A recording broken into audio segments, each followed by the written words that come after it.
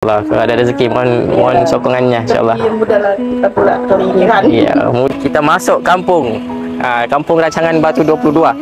Ya, alhamdulillah kita round satu kampung.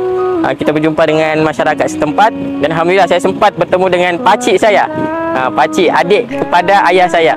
Jadi dia itulah beri sedikit nasihat dan sumbang sara bagaimana untuk mendapatkan sokongan orang-orang kampung. Jadi alhamdulillah positif yang baik ke orangnya. Iya. Kemudian di mana nanti? Di Balong. InsyaAllah kalau ada rezeki mohon sokongannya insyaAllah. Yang mudahlah kita pula kali ini kan. Iya, mudah-mudah refresh. Kalau mudah dia turun badan. Ya, betul. Ya, kita usahakan insyaAllah. Apa bukan? Ya. Dia mudah seperti dia senang turun badan. Ya. Senang jumpa orang. Bertenaga. Iya. Ya. Terima kasih ya. Itulah orangnya, itu orangnya. Iya, Oh, itu di situ. Assalamualaikum. Ya, apa kabar? Baik. Siapa nama? Zakaria. Zakaria. Duduk dengan siapa ramai? Keluarga? Keluarga berapa orang? Ada 7.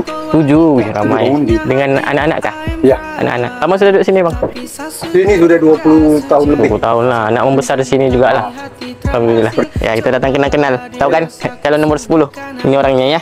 Ya, kita datang ziarah-ziarah kampung Bang ya, terima kasih ya. Ya. Ya, doakan ya. Oke, terima kasih. Bang. Ada kerja apa?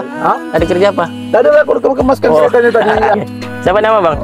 Kamarul Zaman. Kamarul Zaman. Panjang nama tuh. Jawab kita ziarah-ziarah jumpa orang-orang kan? Iya, betul. Tadi masalah itu. Ya. Undi orang tuh rahasia. Iya, betul. Betul. Ada potensi lah menang. Alhamdulillah, insyaallah. Ya, doa kita doa.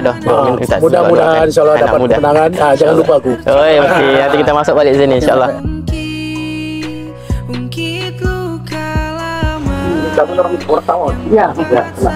Ya, dia tu political will.